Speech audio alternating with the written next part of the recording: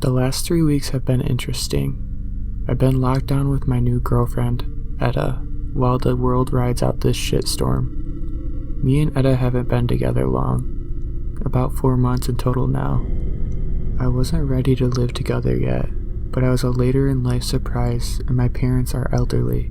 To minimize any risks, I decided to move into her place. Etta has a small house in a little suburban area by the sea, not far from my parents. It's perfect. I can leave essentials at their doorstep and not worry about bringing them the virus. Etta's place is lovely. It was left to her by a relative, so she's fortunate enough to own a home at 24. She worked hard to keep it beautifully maintained and live comfortably rather than just settling with what she was given. I admire her for that. She's a beautiful girl.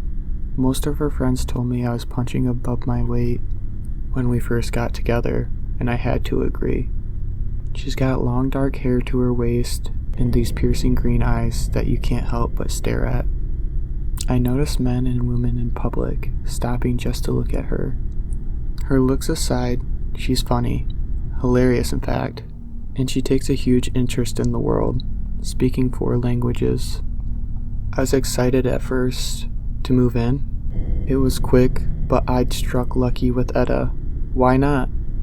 The first few hours were great. We watched some movies on Netflix, cooked dinner together, and baked a cake for dessert. We laughed about everything and sat cuddled up on the sofa.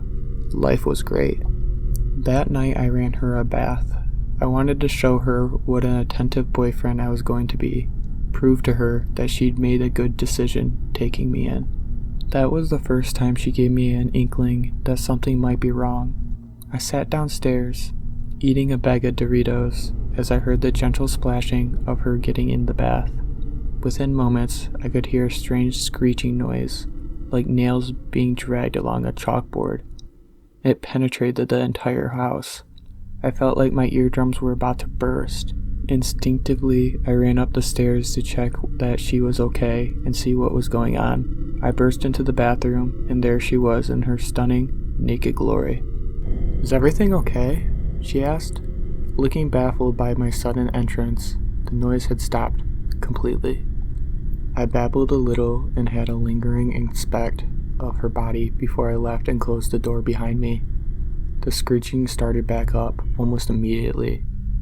"What is that noise?" I pleaded, opening the door up again, which ended the noise once more. Etta just rolled her eyes and grinned. She told me she had no idea what I was talking about, that I must be hearing things. I would have agreed and forgotten it, but something about her grin looked menacing, like she really enjoyed my confusion. A few days later, I found her singing in the kitchen while she cooked us a meal. She was singing in a language I didn't recognize at first, but I later worked out was Polish. I didn't bat too much of an eyelid until I saw the contents of the pot she was cooking in. Inside was what at first looked like the contents of an egg. I looked closer and realized that it was an egg, but it had developed way beyond the dippy eggs and soldier stage. I watched in horror as my girlfriend stirred the fotel chicken into the blood red sauce she had created. She could see the look on my face. It felt like she was taunting me when she held the wooden spoon up to my lips and asked me to try some. I excused myself, told her I wasn't feeling well. Etta just kissed me on the cheek and carried on singing her soft Polish music.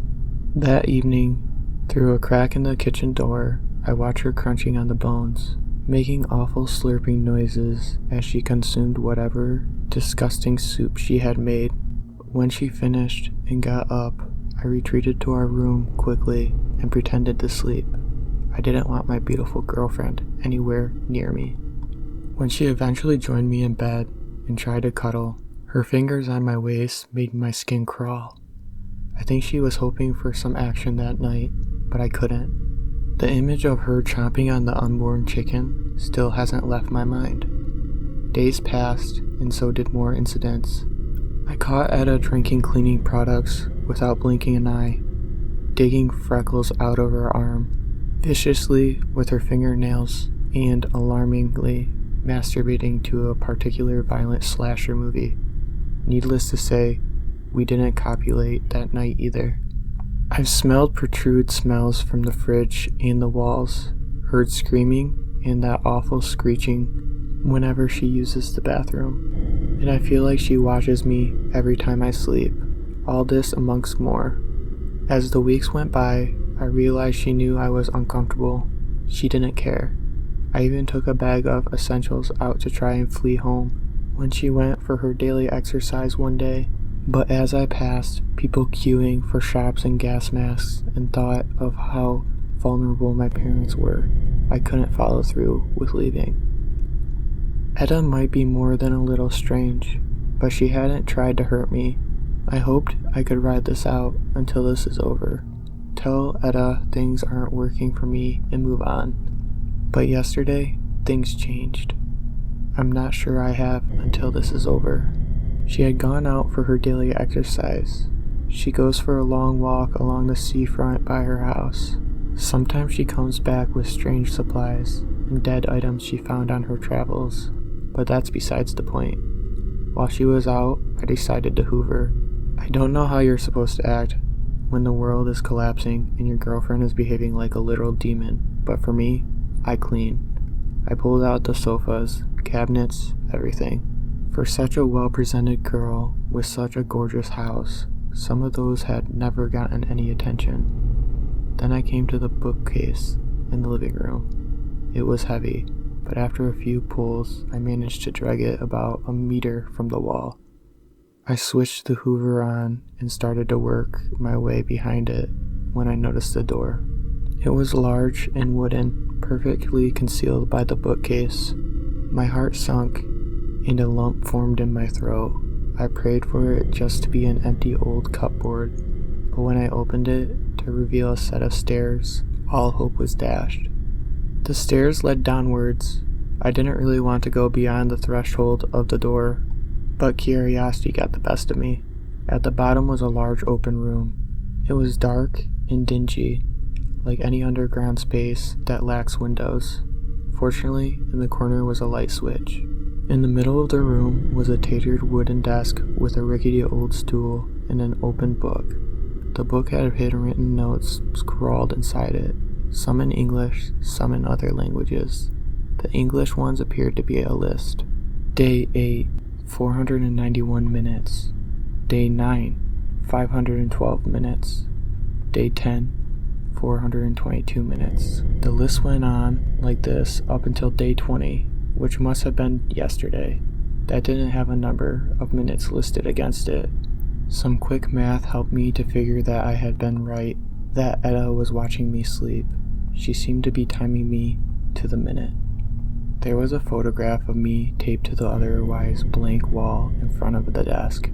I tried to get a closer look, but the photo was hard to make out beneath the blood kiss marks and smears across it. I could only just tell it was me.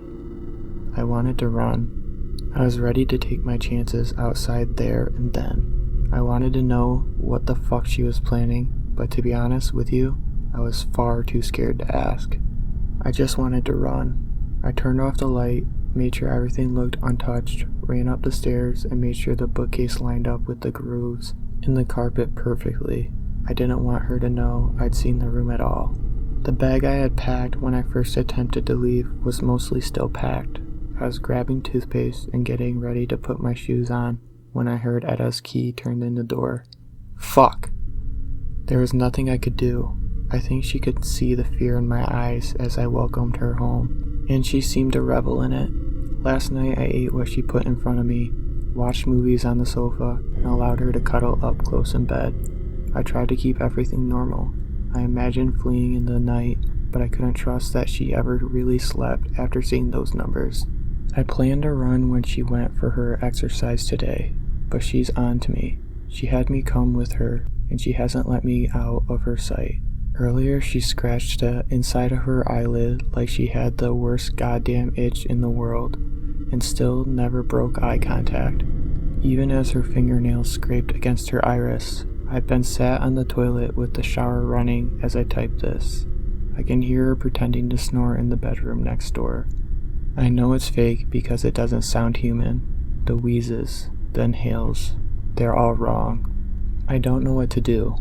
I'm not convinced I'm safe, even if I run, and I have no idea what she wants with me. I just want to go home.